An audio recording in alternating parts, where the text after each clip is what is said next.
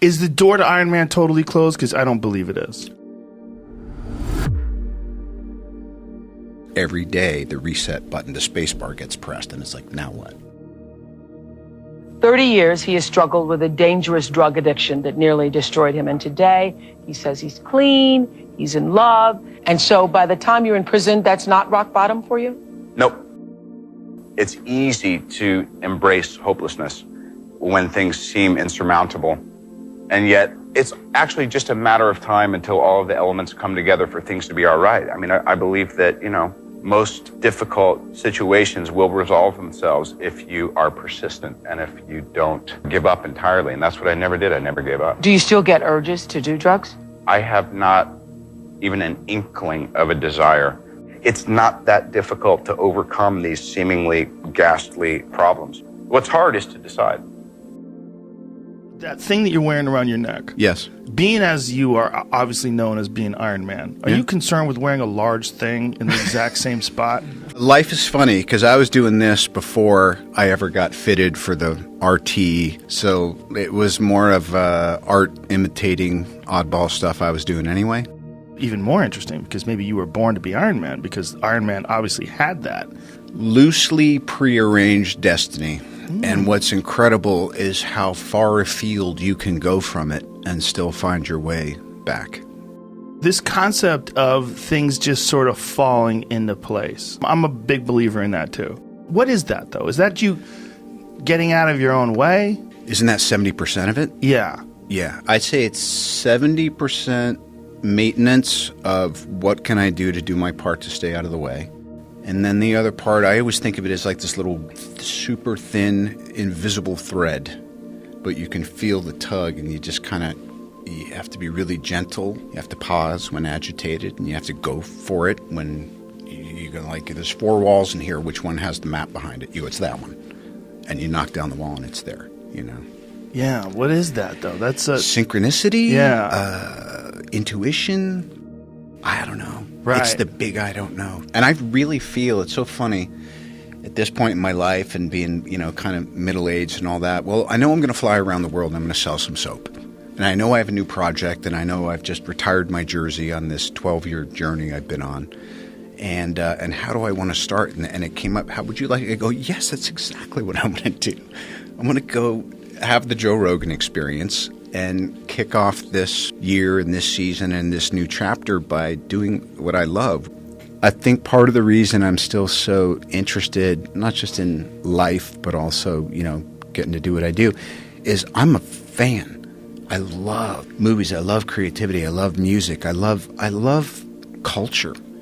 And the fact that I actually have a place in it while I'm observing it and digging it is like, it's an honor.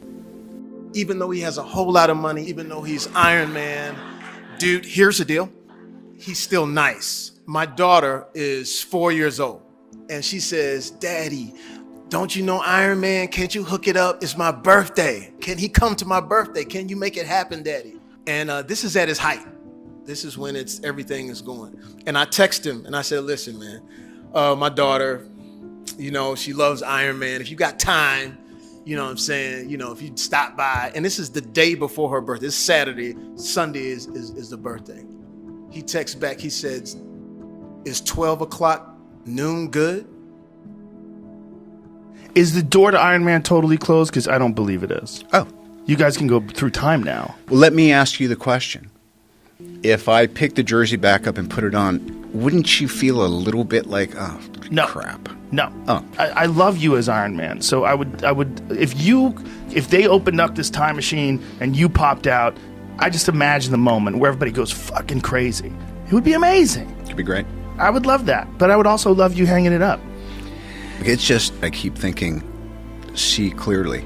And it's difficult because I feel like we all just get buffeted by feelings and ego or fears or little, chips of resentments or intuitions that are tied to something maybe higher but you think is out of your reach or whatever. So I need to be kept right-sized because I can easily fall into self-seeking and depression and self-pity and judgment and all that stuff. It's kind of It's a bit of a default, but I spend enough energy and I've had enough help over enough years to actually just say, oh, that's just awful, destructive behavior.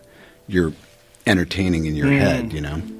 If I'm noticing anything now, it's that we need to shift and we need new challenges. And just like society and politics, things are moving and morphing, and the information age is making things so...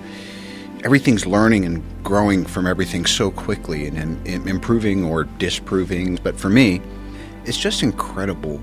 Our culture never encourages taking a break, never encourages saying, don't chase that thing because you've got it in your hands. So confidence, you know, there's been times when I've felt I'm in possession of it, and then you want to let go a little bit because it's only ever the moment and life guiding you. The wind is so at your back that you're like, wow, are you just, you know, jumping over the waves and all that by yourself? And you're like, you bet I am. But there's a physics to the moment, and the wind's at your back. And then the wind does what the fucking wind does, and it changes. And if you're left there thinking, what, you know, so I think it's great to be in full possession of what you would call supreme confidence, and then see what happens if you don't hold on to it so hard, because it's great. But it is a bit of an illusion because, like everything else, it's always changing. Always know what your action is, because then when you come in the morning confident, or when you come in the morning and you can't hit your ass with both hands, you know what to do. Just boil down what it is you're doing, whether there's a camera around or just what am I doing today. Today I'm showing up and I'm trying to be honest and also to listen and learn. But really my action today is I'm beginning a process of promotion. You actually take comfort in the fact that your eyesight is starting to dwindle? You want to chase it, but what I appreciate is you know where you're at by what you're able to retain if you fight for it, and the things that are going no matter what you do. Sometimes it's about, I don't need to try to use something to hold on to everything. I want to pick the 5 or 7 things that I definitely want to hold on to, and I want to watch the rest of it go in and out with the tides. Smile. Though your heart is aching, smile. Even though it's breaking.